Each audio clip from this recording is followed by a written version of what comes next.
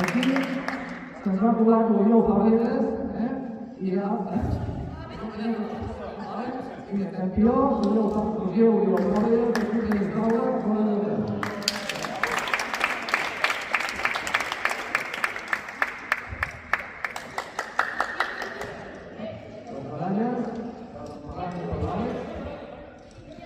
sempre van estar trabajando,